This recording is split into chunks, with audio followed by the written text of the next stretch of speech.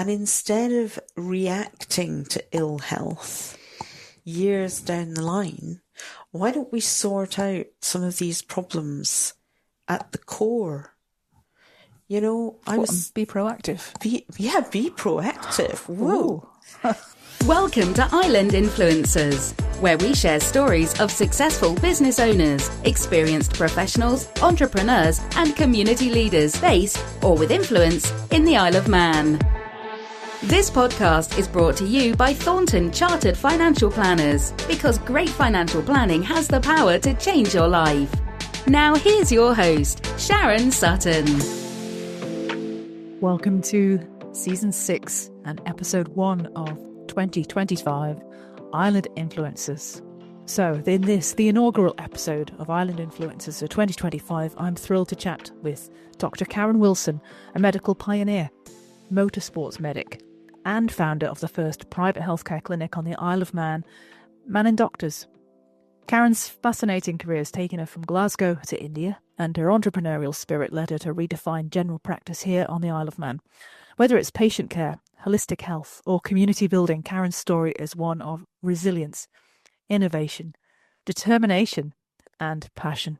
Dr. Karen Wilson merges her passion for medicine with a commitment to community well-being. And here's episode 121 of Island Influencers. Enjoy and Happy New Year. Dr. Karen Wilson, welcome to the Island Influencers studio. I'm thrilled to have you here in St. John's right before Christmas with your elderly mum and dad over for a visit and all the Christmas shopping to do. So thank you so much for making time. Just to give this a date stamp because it'll be going out well into the new year. But thanks very much for having me. This is quite a new venture that you set up 2 years, nearly 3 years ago now. And it's created a lot of interest, and so it's really fascinating for me to be able to interview you about it today. But I wonder, before we get to that, Karen, if it's should I call you Dr. Wilson? You can call me Karen. Thank you. If we can go back in to hear, you know, where you've come from, get a sense of your original place of growing up and where you went to university, how you find your path through medicine, and where we are today. Yes, so I grew up in Glasgow, and slightly with a bit of a challenge because my dad was English, so I had an English accent, which in Glasgow was not a good thing. But my mum was brought up in Edinburgh, which again is pretty foreign to Glasgow. That's very posh in Glasgow. So yeah, I was a bit posh, and my mum was a doctor. She was an anaesthetic consultant, and she left. She was disowned by her parents for wanting to do medicine because that wasn't a job for a girl in those days. Yeah. And so she pretty much put herself through medical school, which has always meant that, you know, when people say, "Oh, you've done so well," it's like, well, not really. I was fully supported and had life, you know, fairly easily laid out in front of me. I had to do some work, but it wasn't anything like I'd seen my mother go through. And of course, both my parents lived through the war. So again, that's they were pretty tough cookies and continue to be tough cookies. So I was lucky. I went to private school. We didn't have lots of money at home, but it was invested in education. Yeah. And while I couldn't say I enjoyed school, I do recognise that it gave me a fantastic education. And it also pushed me, because I'm basically quite lazy. And if I hadn't gone to a school... I find that hard to believe. That school that kind of picked me out and went, right, you get a move on. I don't think I'd have got through medical school. So, and is that private school still open? Yeah, which one was called it? Hutcheson's Grammar School, which Right. is one of the... It's always been quite an academic school in Scotland. So we were expected to get exceptional exam results and things. To be fair, they had good sports, medicine, music, all that sort of thing as well. So it was a good school. Yeah, I didn't enjoy it. I then applied, and everyone at my school did medicine or law and went to Glasgow or Edinburgh. So I guess the first bit of my rebellion was I applied to St Andrews instead, and in fact turned down Glasgow and Edinburgh, which my teachers could not get their heads round. And arriving in St Andrews and finding people didn't mind if I sounded a little English, and they didn't care about the fact I was a little bit chubby and wore glasses, was just amazing. And I had an absolute ball in St Andrews. It's such a historic town. It's taken over by the university. The main 4 streets are all university buildings and residences and crowded with students and coffee shops. I did spend quite a lot of time in coffee shops, and you couldn't go anywhere at any time of day or night and not meet somebody that you knew, and that was very important to me. I needed that sense of community, having not really had it before. And there was an all-night bakery, so if you were up doing last-minute essays and things like I would be doing, you could go down and get a fudge donut at 3 o'clock in the morning. Goodness. And inevitably meet someone else doing the same, and you'd go back, have a cup of coffee, chat. Yeah. And then miss lectures in the morning. So I had a fantastic time. And in fact, in October this year, we went back for our 40th reunion from starting, not from finishing, from starting. And it was the most incredible, life-affirming occasion. There were about 50 of us made it back, and a lot of people had retired. Several people had moved abroad, so we had people from Australia, New Zealand, and these are all medical graduates. All medical graduates, and but we shared the love of St Andrews, and then we also shared the challenge of a career in medicine. And there was a lovely service in the chapel to start the weekend, and I sat there and I calculated that roughly between the 50 of us, we had over 14 million patient contacts. That's phenomenal. And you think that's quite something to have been part of. And so that St Andrews was a big part of my life. It was where I kind of found out who I was and what was important to me. Yeah, and then the link. St Andrews doesn't actually have a proper hospital, so to do medicine there in those days, you linked with Manchester, which is a huge city and has loads of hospitals. Sure. So after your preclinical years, you go down to Manchester to do the ward work. Okay. And I had 3 years in Manchester.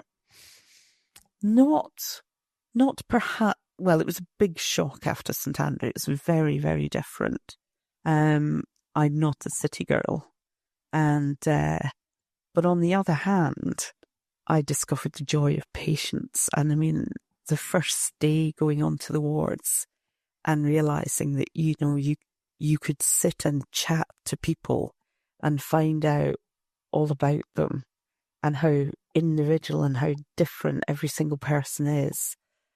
I was hooked because I hadn't been totally hooked on medicine in St Andrews. I was really thinking I would do. My parents said, get a medical degree, then everyone knows you're smart, and you can do whatever you want after that. And I was sort of thinking more science, teaching, that sort of thing. Yeah. But in actual fact, day one on the wards, first patient, they were in the bed, second in on the right hand side, in a big Nightingale ward. I was just hooked. It was amazing.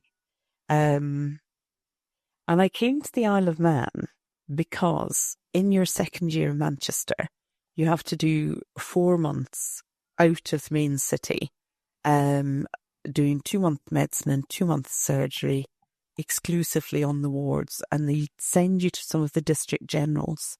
And in fact, the Isle of Man was part of that rotation. Goodness. And whereas, is it still today? Yes, it is. We take medical students from. I think the arrangements are slightly different. Yeah, but we do just still have medical students coming over. Amazing. And they work in general practice nowadays as well as in the hospital. Yeah. So all the hospitals gave you 4 months of free accommodation, but only Nobles gave you 4 months of free food, which as a student in year 6 of a 7-year course was very, very important. Yeah, did it match up to the fudge donuts though? Not quite, but I made great friends with the ladies in the doctor's kitchen, and I was living in the nurse's residence across the road, and bless them, when they saw me coming down the front door steps, they'd put my toast in the toaster, so it was ready when I arrived at the dining room. How lovely. So yeah, I was really, really well looked after here. And the standard of medicine at Old Nobles was amazing. I was lucky enough to work with people like Dr. Burdillan, Dr. Murray, Dr. Clegg, Dr. Karajam, and Dr. Burdillan, and Dr. Birkin, paediatrician. Yes. I And remember Dr. Nigel, yeah. yeah, and they were part of a generation of doctors that really worked totally for their patients. And I really related to that.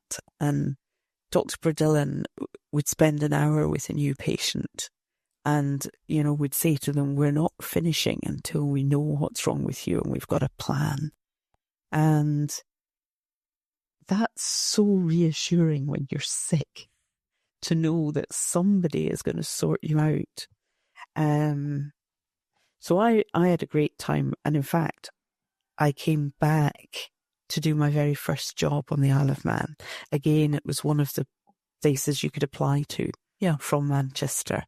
And when I was here as a medical student, you were working more as a junior doctor almost. You were allowed to take bloods off people, and you were allowed to make suggestions as to the plan of action and things. It wasn't just standing at the back watching what everyone else was doing. So I knew that I could do that job. And I came back and again had a great, great time. Learned so much. And how long did you stay there for? So that was a 6-month job. Yeah. And we just, again, it was a little bit of old-fashioned medicine because we were doing those 96-hour weeks, 36-hour shifts. Oh my God. Which sound horrendous, and I wouldn't recommend. But you wouldn't get away with that in our office. No. But they did let you, if you gave a patient a drug at 9 o'clock in the morning, you got to see what happened to that patient over the next 36 hours. I suppose that continuity is is massive, and you don't get that nowadays when you do 8-hour shifts and you're on different wards and things. And you made sure that you tidied everything up before you went home. It wasn't a shift system where you can say, that's the end of my 8 hours. I'll just hand over where we're up to. Because you knew that 3 days later you'd be on the receiving end of everybody else's, it's your turn for the evening. You made sure that you didn't leave them anything. Sounds like an excellent accountability system.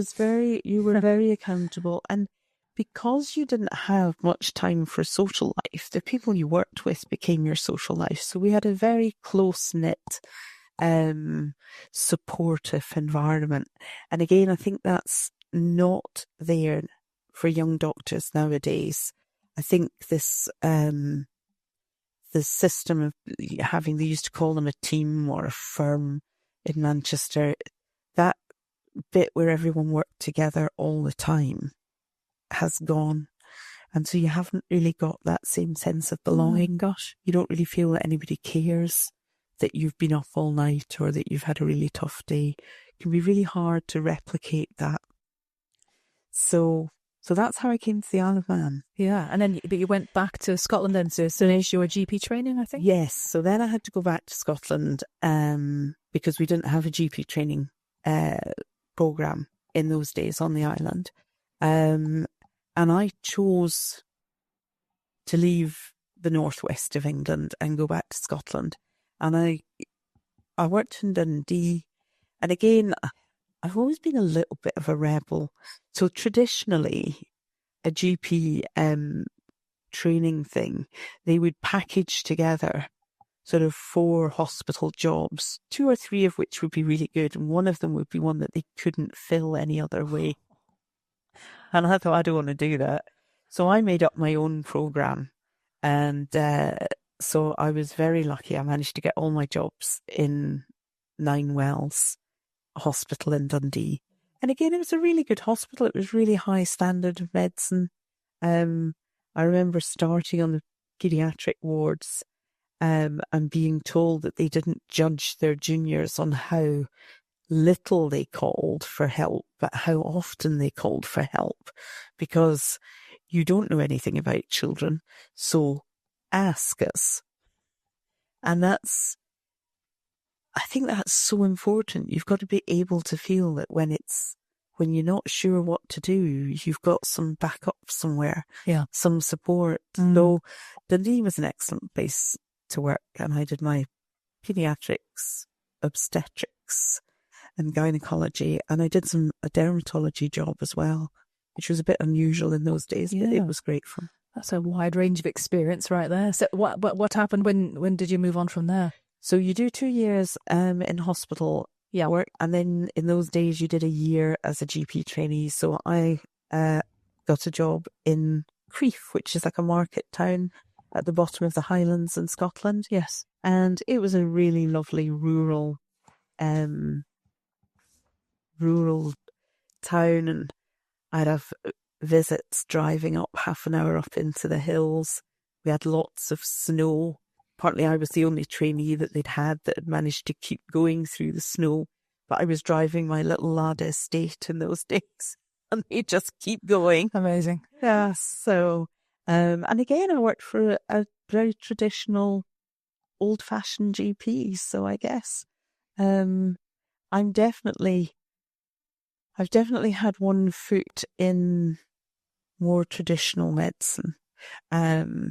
Although I've moved into modern medicine. Yeah. But I remember some of the things that were so good about previously. So I read on your LinkedIn profile that you did a stint with Tibetan refugees in India. How do you go from Crieff to Tibet? Well, I got the A&E job in Stirling, which was seriously rough. And I wasn't really enjoying it. The residence was appalling. It was the first time I'd worked shift patterns, and you did 12-hour shifts. And then in order to keep your average hours down over the months, you had a week off. But that meant you were working 12 hours on, 12 hours off for the other 3 maybe 2 weeks. And then they asked you to take your annual leave in your week off.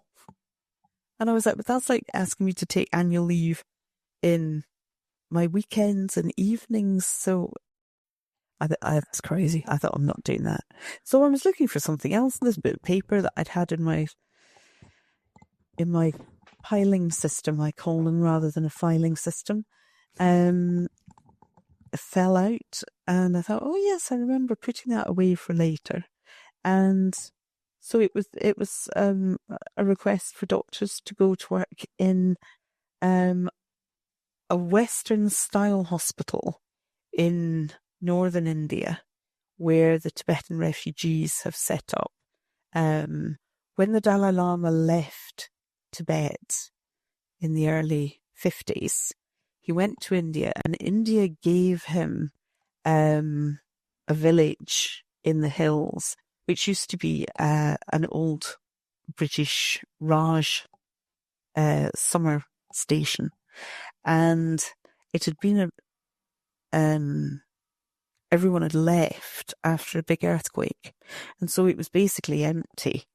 So he and his followers moved in, and it's now become this sort of centre of the Tibetan government in Oh, it wonderful. as well.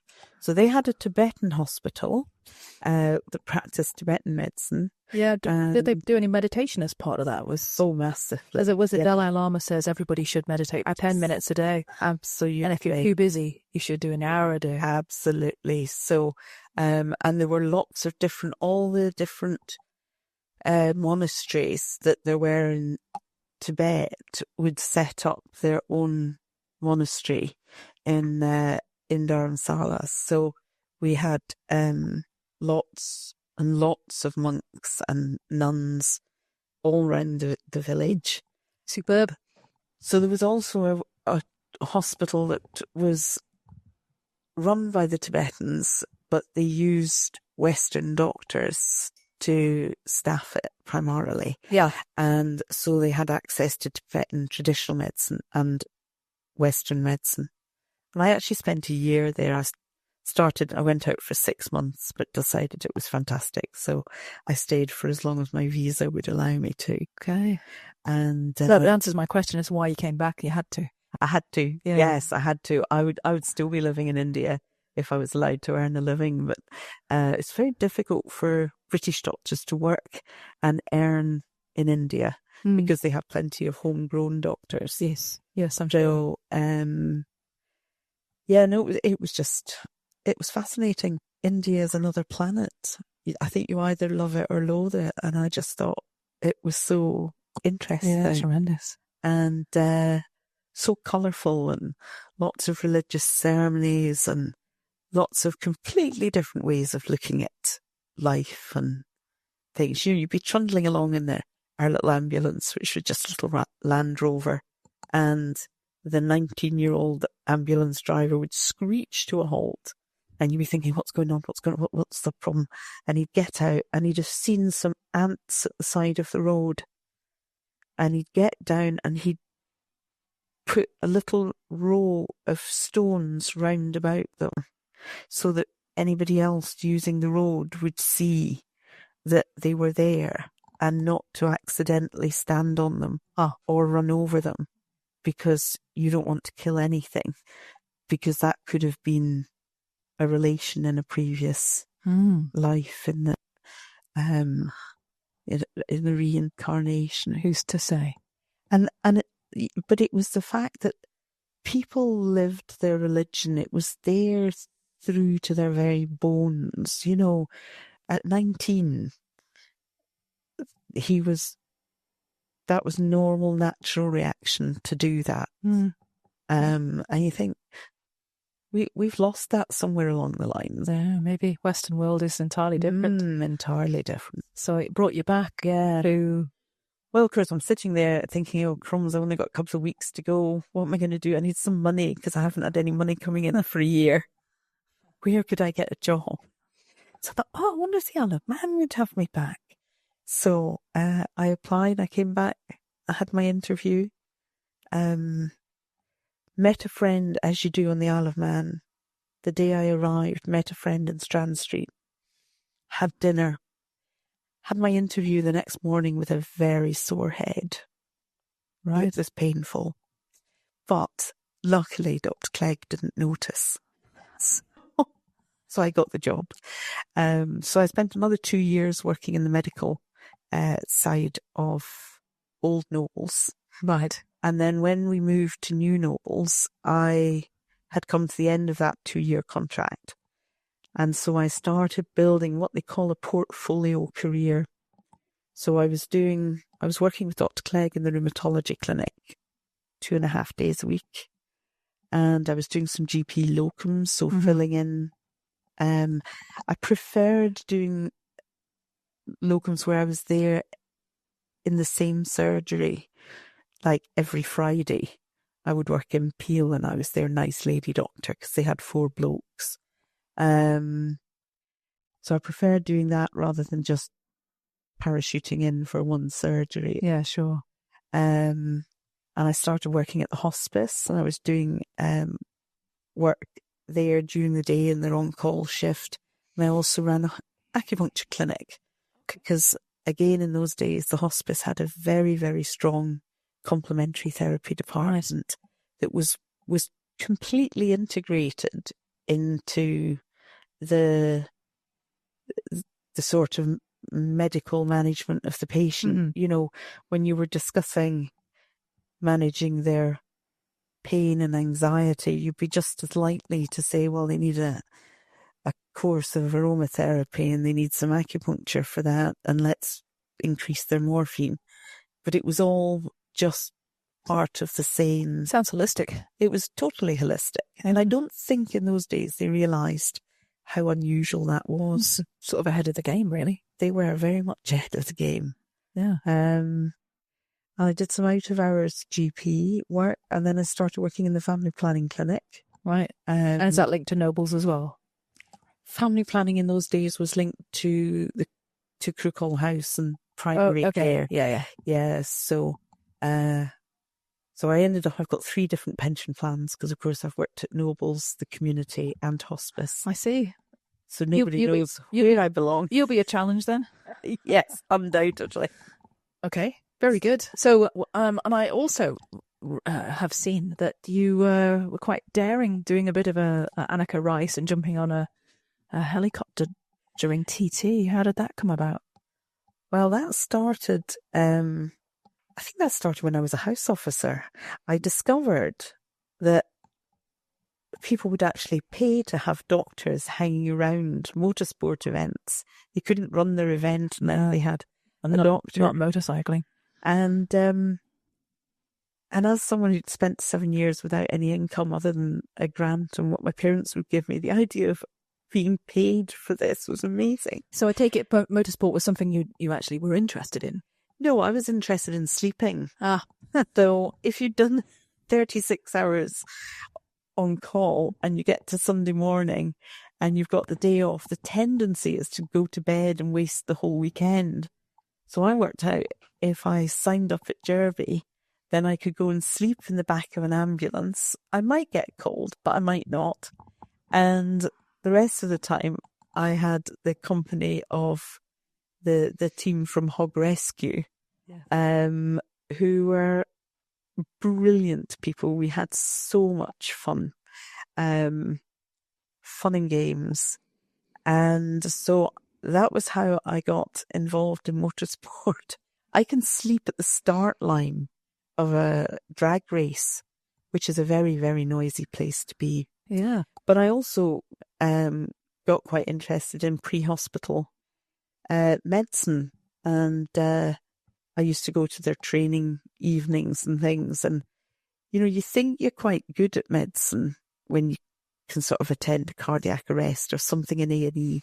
But when they put me in an upside-down car with a casualty that was hanging from their seatbelts upside down and said, now sort them out, Karen, you realise that actually working in the pre-hospital environment, in the dark, in the wet, with very limited space, is very, very different. Make sure. So my usual technique is when there's something I'm a bit scared of, I just learn more about it. So I did some extra courses and training in pre-hospital care and got more involved in hog rescue and ended up as the Deputy Chief Medical Officer for TT and MGP and the Chief Medical Officer for the International Rally on the island. And these were great sort of organisational challenges because you had to make sure you had crews everywhere and you could move them around. And then, yes, I did some of the helicopter work for TT and MGP. Great. So, which is quite difficult when you're short and chubby. I mean, being on a helicopter. Being on a helicopter is dead good fun. Is it? Oh, yeah. I've only done it once, so. Oh, yeah. Yeah, it's an acquired taste. It depends on your pilot a little bit. I guess. We had a selection of pilots, and you could have told with your eyes shut who was flying. But no, that was great fun and again big challenges. Yeah. We went to Silverstone for the Formula One fact, the crew went 3 or 4 times. I only went once. But my main contribution to Formula One medicine as a doctor was being asked in the paddock, did I know where the tampon machine was? Oh, okay. So, did a lot of practice for that. I'm sure. I learned a lot of, read a lot of books. Yeah. Oh, well, I mean, to be able Saved to... someone's day. Yes. So at what point did you decide that you were going to set up Mannin Doctors? Yeah, well, that was another strike of madness. So after a while, I got married. I met my husband through medical motorsport, and we were quite happy without kids. And then our really good friends had a baby, and Stuart went, "Oh, he's gorgeous. Can we have one?" And I'm thinking, no, that's not the plan. But I also thought, we're both so old, it's never going to happen. And it did.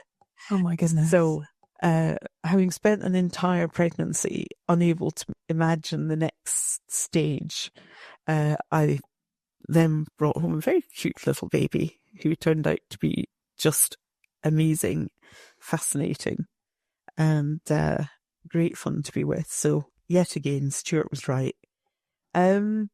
So I thought it was time to be a bit more grown up and stop this portfolio career. So I became a GP partner in Laxey and Onken. And that's proper grown up general practice. You're running a business, you're looking after patients, you're trying to keep up with the contract with the government, all the regulations. For the benefit of our listeners who don't know how a GP practice is constructed, it's very different to a normal small business, isn't it? It's the main contract is with the NHS, but you have to run it like a small business and run it, even though you're not business managers, you're all doctors. Absolutely. And I don't know, I think I felt lucky in that in that practice we didn't do an awful lot of the financial business side of things. We had a very, very good practice managers. Make all the difference. And our senior partner did a lot of work, and another of the partners, Dr. Christian, did a lot of that work. And so I was spared quite a bit of it. But I just found that I couldn't practice medicine the way I wanted to. And as time went on and our patient numbers expanded, like when Loch Prom surgery closed and when Kensington closed their practice in Onken, our numbers pretty much doubled during the time that I was there. And the amount of doctor time we had didn't keep up with that at all. I think the ratio of patients to GP in the Isle of Man is way higher than the UK even. Yes, it's become quite concerning. And so you just couldn't practice the way we used to. I mean, I talked to some of the other older partners from Laxey, and they would have a lunch break. I mean, I wasn't getting a lunch break and things like that. You'd be working there at 6, 7 o'clock at night. I know a lot of my colleagues work later than that, but it wasn't making me happy. And if anything, it was making me sick. Yeah. And I just got to that point where I thought I could retire now, actually, but I still like medicine. And for the first 10 years of my career, I'd have worked for nothing. Don't tell the DHSS that. Okay, I'm sure they don't listen to this. I'm sure they do. I just had such a good time. Yeah. And I kind of wanted to leave like that as well. And I didn't feel that I'd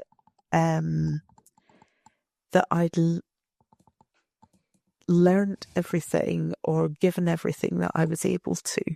I still felt I had years of medicine in me. So So I hummed and hawed for years. I couldn't see how I could earn money as a GP doing anything other than working as a doctor for the government. And then we had COVID and everything kind of changed. And I put out an invite on the WhatsApp group we've got and said, would anyone else consider a private clinic? And I got a couple of people interested, and Dr. Burry and I just decided that's what we'd do. So having started not actually knowing what turnover was, and I started this by borrowing 2 books from the library, too tight even to buy them. Borrowed 2 books on how to set up a business on a shoestring, and just did what they'd suggested. And the timing was right. If I'd done it before then, the timing wouldn't have worked. I don't think people had realised how much they were missing. When we first started, they were missing face-to-face contact still. You couldn't get an appointment for such a long time. And it wasn't just doctors. I think dentists really suffered with all of the ridiculous barrier protocols they had put in place. Well, those barriers were life-saving, actually. When you talk to staff who've come over from the UK, who worked in the UK at that time, some of them will tell you they lost over 20 members of their team. Oh my goodness. That's young workers in healthcare. My sister is a cancer specialist in the UK, and they were given 3 masks, 3 Tupperware boxes, and told to wear a mask for a day, put it in a Tupperware box, and in 3 days' time they could use it again. Okay. And not surprisingly, she and her husband were ill with COVID. But I mean, COVID was terrifying. Yes, it was. It was a and I think wonderful event. I think one of the problems is that people who were asked to stay at home and isolate didn't see the sick people. But you know, I could diagnose COVID on the telephone. People were, and I've worked in a TB hospital. I mean, the hospital in India, 50% of the beds were TB, and we were losing people to TB. And I've never seen people struggling for breath like they did with COVID.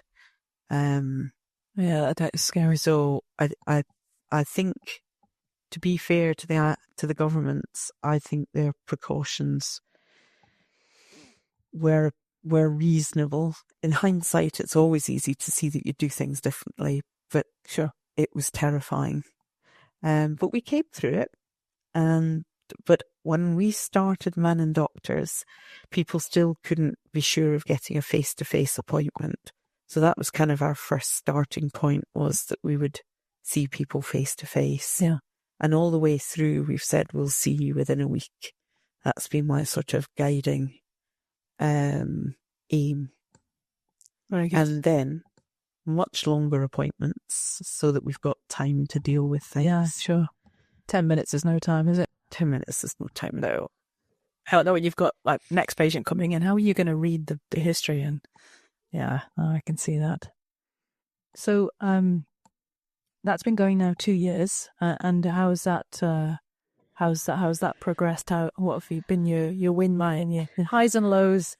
My accountant, when we first started, she said, "Are you ready for the monster you've created?" And I'm beginning to see what she means. It's quite a challenge, isn't it? The first year was easy because we just followed the instructions in the book. It's like, you need a website, you need a booking system, you need some finance, and we just put all those things in place. The second and third years have been much more challenging because there's more options. We moved into our own premises, which are been lovely, into our house, yeah, and decorating that. I'm kind of used to it. No, I'm not used to it. It's still lovely going in the morning, and it's all smart and not looking like a GP surgery. So the challenges and things. It's keeping it. The biggest challenge, I guess, you have is keeping up with. I need enough doctors to be able to say we can see you within a week, but at the same time, I can't employ so many doctors that they're sitting being paid and not seeing patients. So there's a real balancing act with recruitment and things, and also that the type of doctor I want to work with is quite special, and I've got to find them. Sure. So that's been. Yeah, I had a look on your website, and some of your team are known to us in this office separately, and I'd say you've got a really nice team. Oh, bless. Yes. Well, as I say, they are very much hand-picked. And the finances is fun, isn't it? You know, I did read that about the idea of profit first. And I got the basic message that you're not really running a business if you're not taking home a salary. So we do try quite hard to make sure that we get paid at the end of each month. That's pretty important. Otherwise, it's a charity. Otherwise, it's or a hobby. But I still have. I told you, my two shoppers, my husband and my daughter, let loose in Tinwell Mills on their own this morning. Oh, have you any idea what that's doing? Yeah. So I guess you'll find out later. Yeah. So finding that right balance of what do we invest in next, what do we buy next, what's most important, that can be quite challenging. And the number of opportunities, I'm a bit of an ideas girl. Yeah. And I have an awful lot of ideas, and I have some really big ideas, and trying to make sure that the day-to-day stuff is going really well before I start getting distracted with other things. That's a bit of a challenge. Yeah, well, they reckon in running a business, there's certain turnover milestones for which you should consider hiring the appropriate person for that particular function. Yeah, that depends. And congratulations, you won the awards for excellence. Yes, what prize for? Was this best small enterprise? Or? No, this one was for health and well-being initiative. That's pretty cool. Which was very cool, because I didn't think we'd win it, because I thought it was a little bit of a political. Well, fortunately, it's not thing, but by the powers that be in that respect. But that was, it was lovely to feel that people are understanding that we're definitely not a private GP that's just here to make money. I mean, I don't get any major thrills from that, but I do feel that the Isle of Man is not going through its best times at the moment.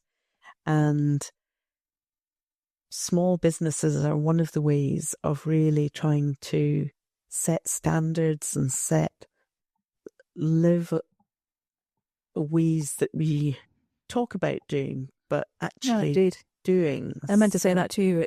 It's very easy to talk the talk, but to walk the talk as well. And how many people have you heard saying, well, the health service problem will be solved by a mix of private and public? And it already is. But, from our perspective, we see things like private medical. There's especially, the US particularly, there was an episode I listened to of Freakonomics. Mm-hmm. And it was the story of the US and how they could put in all sorts of medications that would be better on a 10-year basis, which would cost more money. The insurance companies won't necessarily prescribe those drugs, because the way that the sales model is that next year they won't see the benefit of it, because somebody will come in and undercut them. So they're not going to see the benefit. So they'll just prescribe same old.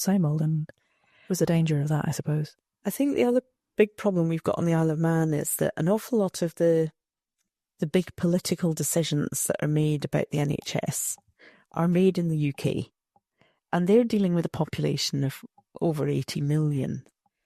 And their finances are to fund healthcare for that number of people, not personalised healthcare. So they're taking a very broad approach to medicine, and some of their guidance is based on statistics and the idea that, if you bring down people's cholesterol, you won't have so many people in coronary care units with heart attacks, which means you'll be able to close beds or close units. Now, on the Isle of Man, we don't have the numbers, we don't have the scale that those statistics work with. We're never going to be able to close a bed on coronary care because we've reduced the heart attack rate. No. It's the numbers are too small. So we're following a system that doesn't apply to our population. And that, I think, is a huge problem. But it's also an opportunity. It's also an opportunity because we should really be looking at what do we think are the drivers of a healthy and happy population. And that's not necessarily anything to do with medication. It's to do with lifestyle and health choices. And, we do have a big problem with obesity. And yet we also have lots of very unhealthy food outlets. We don't help make healthy food choices cheaper. We don't look at, it's all very well putting calorie content on the labels in the coffee shops, but most people can quite easily not read that small writing. We serve portions in restaurants and cafes that would feed a family. And those are the sorts of changes that we could make that would actually change the health of our population. Yeah. It's like putting solar panels on our public buildings. We've built a new school and forgot to put solar panels on it. So you've got to look at the whole thing as a much bigger picture. Yeah, some excellent points you make. Definitely.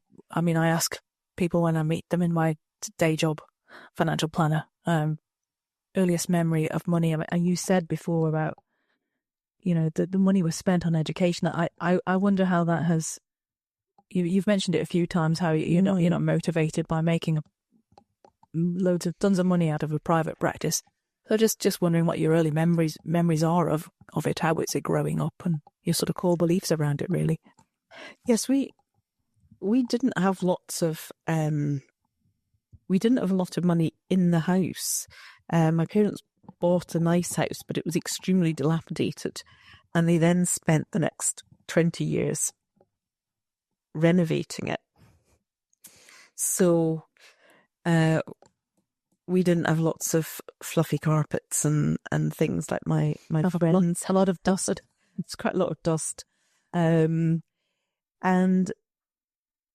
so that sort of thing that I was quite happy with that, really, and it made me inventive. We made lots and lots of toys out of cardboard boxes, and my mum never bought us advent calendars. No, and being a W at the end of the alphabet in school every year, they'd have 2 advent calendars for the 32 kids in the class, and every year, because we did it in alphabetical order, I would only get to open one window. No, really. So I used to make my own advent calendars. I'm not surprised. I think I would if he making the perforations with a sewing machine. Oh dear. Lovely. And yet at the same time, because of the fact that we lived on a nice road and I went to a good school, there was that kind of, oh, you must be, and sounded English, you must be posh. If you want to define for me what being rich or wealthy means to you, when we were talking before this, you said that your elderly father and your son were having a conversation, and quite a different point of view, I think, was expressed. Yes, my dad and Izzy, my 14-year-old, had quite different views as to what being wealthy meant. He wanted a car with a chauffeur, right? And she wasn't that fussed about that. She was more of it would just be more of a hassle, and as soon as you had that, then you'd want something else. And I think I'm a bit more like Izzy. I think the trouble is, once you've got something, you always want the next big thing, don't you? You want the next one up. And I think the trick to being happy is to being satisfied with what you've got. There's nothing wrong with hoping for more or working for more. But if you're basically happy with what you've got and you make the most of it, and look at all the things outside of finance that we have, we are actually pretty wealthy, all of us living here. Yeah. I've always been slightly puzzled by some of these statistics in the UK about how many children are living in poverty. But at the same time, something like over 90% of 15-year-olds have a smartphone. Well, we'll leave that there. How does that work? I don't. Yeah, it's enough, isn't it? Yeah. So, and I mean, maybe, that's a really good answer. So, of all the things you've done throughout your life so far, what's given you the most fulfillment from both a personal and a career perspective? I'm presuming the personal one is when you found that actually babies are just what you wanted. Actually, the personal one was getting married. Oh. I wanted a partner. I always felt like I had lots to give and wanted that closeness. And I hung on. I didn't go out with lots of people. And when Stuart came along, it was like two halves just picking together, and we continue to work brilliantly together. And we're quite different, but in those fundamental things we're similar, and we just know each other and understand each other, and that is undoubtedly, that was when I settled down and started to feel comfortable in my own skin, when I had that partner in life. Oh, that's It's really special. Yeah, really special. And for any existing or aspiring business owner, entrepreneur, which is what you are, yes, what would be your number one tip? Just go for it.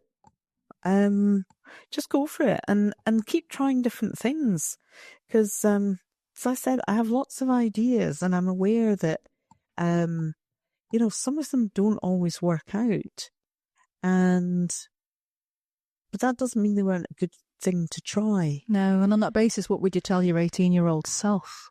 My 18-year-old self, get your periods sorted out so that you can live. That's one of my big bugbears at the moment. Here we are, 40 years on from my 18-year-old self, and I'm still meeting women who are struggling with menstrual problems, and it's like, that is 3 weeks of your month gone. A week dreading it, a week having it, a week recovering from it. You get 1 week in a month to be yourself, and I think it's shocking in this day and age that we haven't got more of a grip on that sort of thing. The other thing that I learned quite recently was about more about this. I know the hormone cycle and all that kind of carry on, but the emotional cycle that we go through on a monthly basis. And I mean, my daughter is approaching this in a completely different way, because I know that asking her to start a new project towards the, coming up to her period, it's a complete and utter waste of time. She's about to go into sort of hibernation mode. Let her do that, start the new project, and she comes out. Yes. The other side, that's when she's got all that energy to do that. And I think these sorts of things erode girls' self-confidence, and that's probably a large contributor to some of the mental health problems that we're seeing nowadays. And these are horrendous. So, it's a generation. Such an eye-opener. Good grief. Well, there's a great opportunity right there to do something about it in a place like the Isle of Man, isn't it? Well, this is it, because we have a small enough population. We could do some amazing research work. I figure that every decade of men and women's lives brings its own health problems. And instead of reacting to ill health years down the line, why don't we sort out some of these problems at the core? Be proactive. Be proactive. Whoa. Yeah, I mean, there you are. I started a new business at 55, but I was 35 before I was actually pain-free. So, think what could have been what I might have been up to doing if I hadn't had that to contend with. Amazing. So, I'm going to ask you now, if it's all right. Are there any other challenges that the Isle of Man faces? Because we can come back to the other questions. But I mean, what are the main challenges that we do face as a small community? I think we've lost some of that community. I think that's the biggest challenge that we have to get back on top of. And do you see it having happened more at the COVID stage, I think COVID, or was it building before that? I think it was probably building a little bit before that, but I think COVID really brought it into sharp awareness, especially because people became comfortable not going out. We don't go out as much. No, we don't do it. We don't socialise in the same way. And I think that's going to be that we've got to tackle that somehow, because in a small place, you've got to be able to look after each other. It was strange because COVID brought out some amazing community actions. I mean, Vicky Hewison in Laxey was just a whirlwind of organisation and had the whole place looking out for each other and helping and delivering. And there was some, we can do it.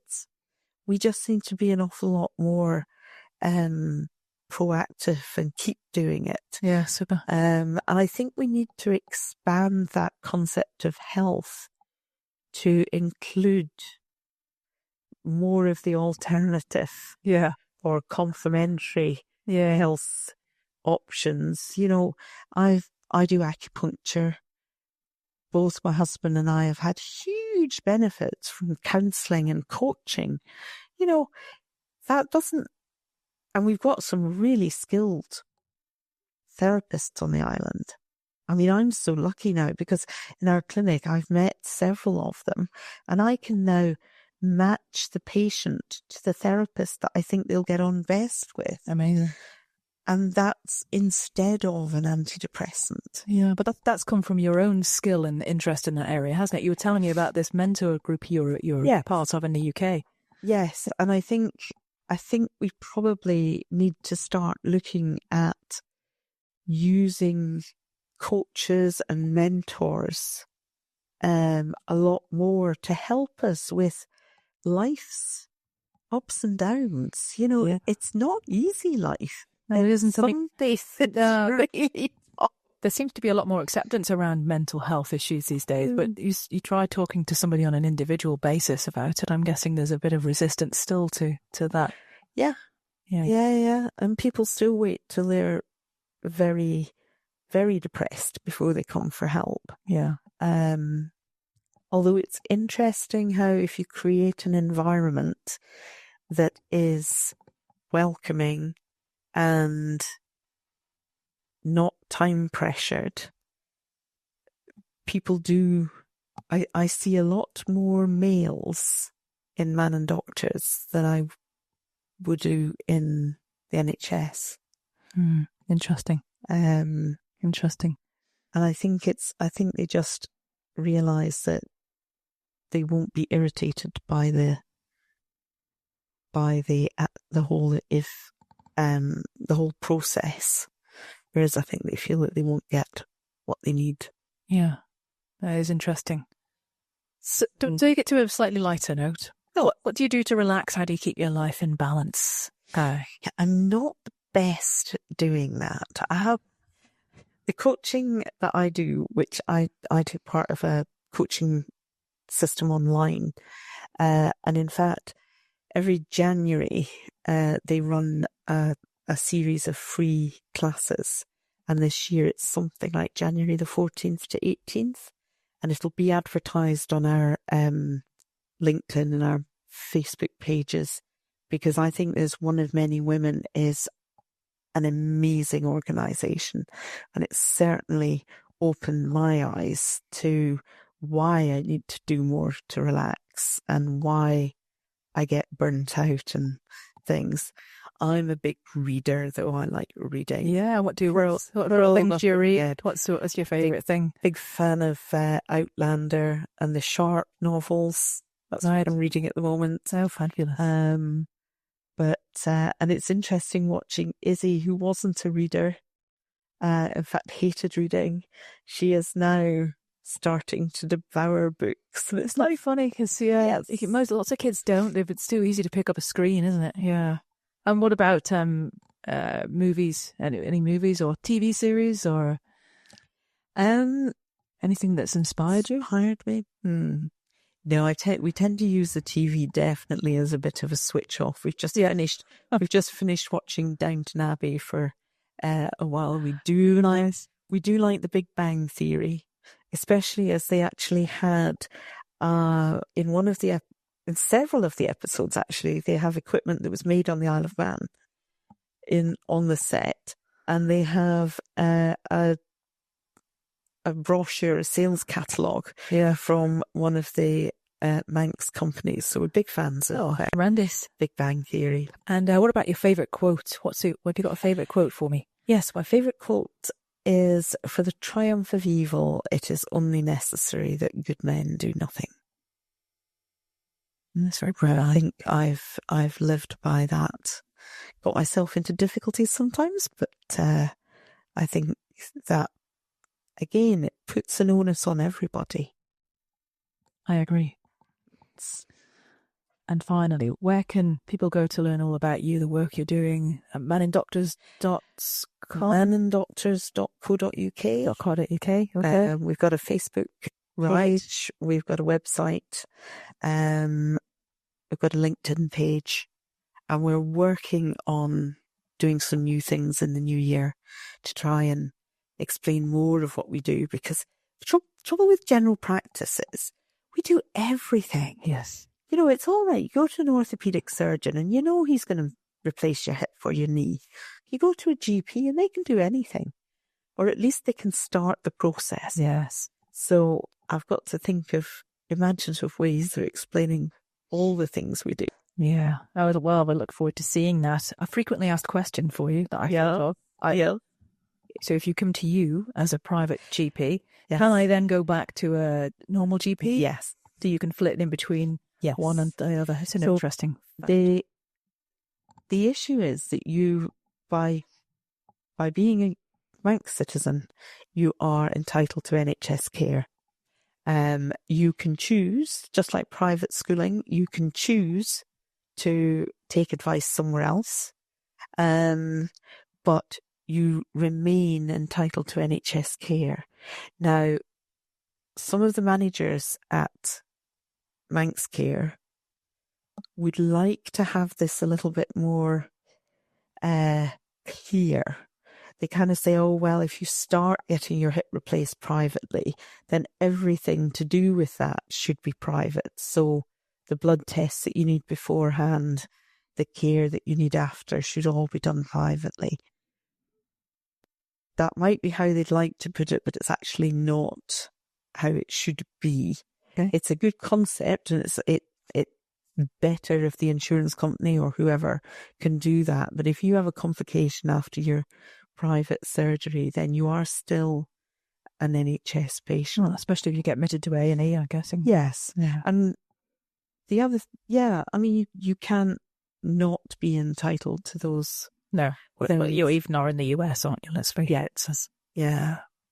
Well, thank you so much for your time today, Karen. I've learned a ton. I'm very much in awe of what you've done. Taking it on. Good for you. Me and my 2 little library books.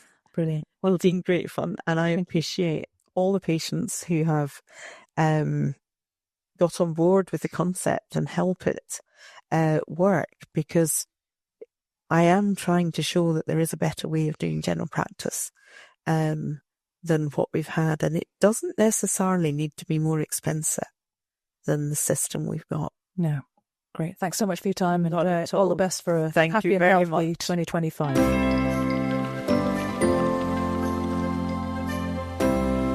Thanks for listening this far. I hope you found this episode to be valuable.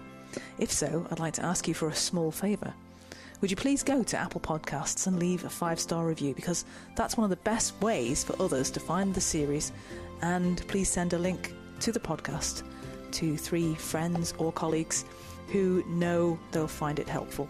That way, we can spread the word about how great a place the Isle of Man is to live and work, and help spread some positivity. Thanks again for tuning in and being part of our great community. I'll see you next time. Island Influencers is a fortnightly podcast. Make sure you don't miss the next episode by clicking the follow button on your podcast platform. A big thanks to the producer Catherine Watts from Social Cues and editor Martin Bamford at Bear Content, and thank you for listening.